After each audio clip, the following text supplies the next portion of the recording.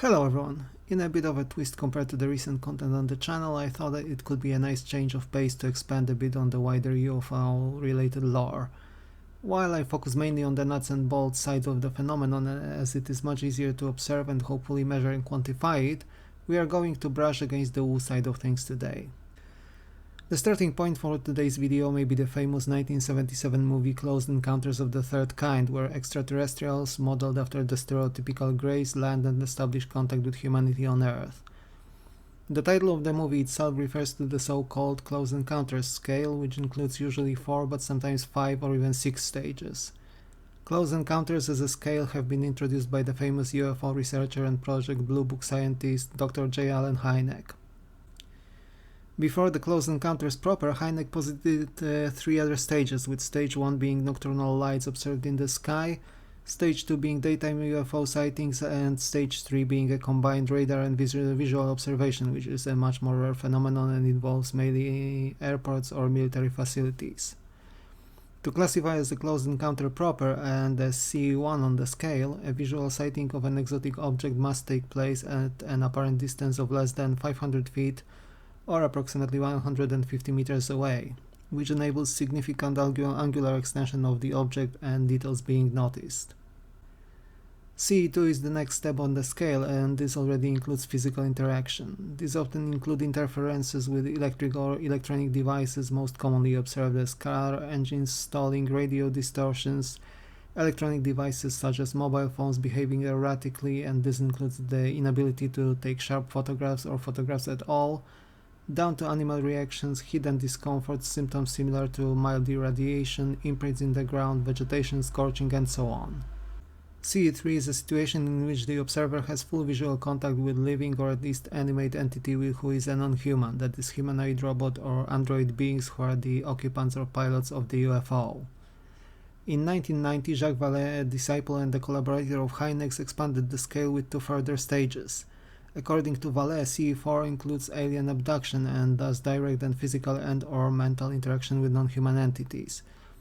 He also argued that this type of interactions include transformation of perception of reality, which results in the often reported jumbled memories, dreamlike or hallucinatory states of the experiencers. Vallée also added CE5 to his scale, and in his interpretation this was an after effect of a contact between humans and non-humans. Such consequences reported in the ufological literature include mainly injuries or healing, and in rare cases alleged paranormal psychic or psionic abilities, like limited telepathy, increased level of empathy, and often non-sensory forms of perception.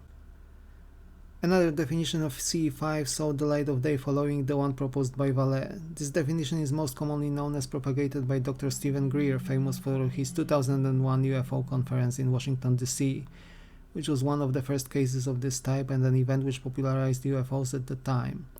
He is also noted for having become a point of contact for quite a substantial number of witnesses, both military and civilian, and whistleblowers coming forward with their revelations. According to Dr. Greer's school of thought, CE5 is instead a human-initiated contact with extraterrestrial or wider non-human entities. His practices incorporate elements of spirituality, especially that of Hindu and Far Eastern origins.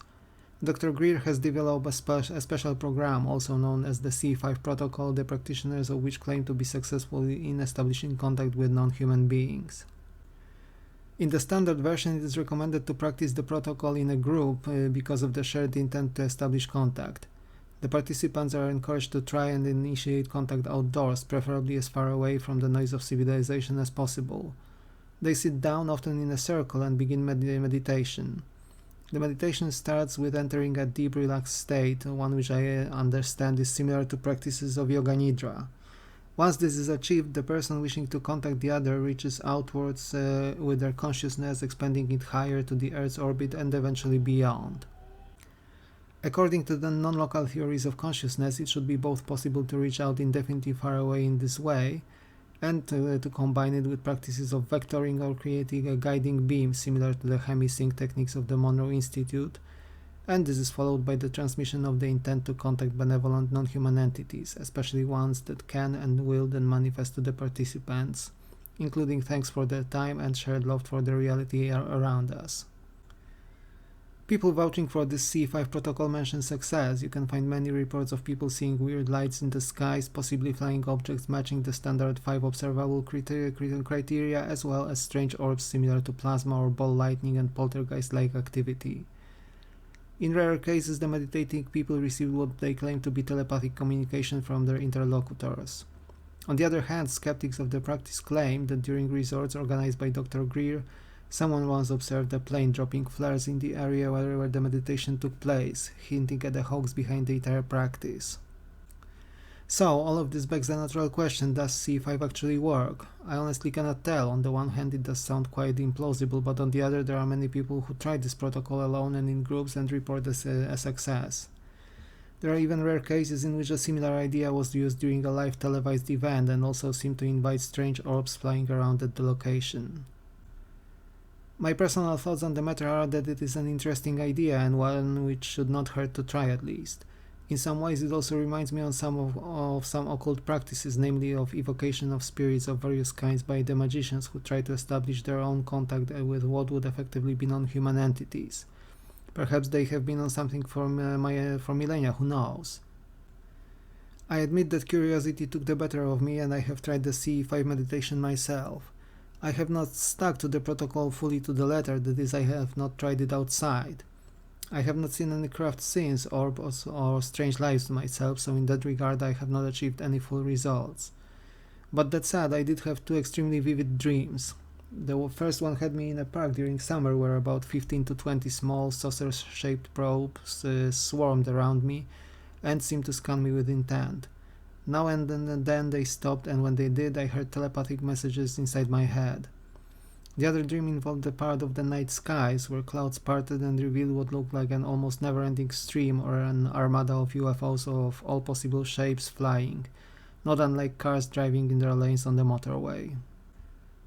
Perhaps it is down to the person and their belief whether C5 fully works or to what extent it works. Is it a psychological phenomenon, or is there an objective tangible component involving brushing against non-human parts of reality to it? I will leave the judgment of that to you. If you wish to try C5, you can follow an example guided meditation by Dr. Greer, a link to which can be found in the comments below. In the next video, we will return to the nuts and bolts sides of the phenomenon again.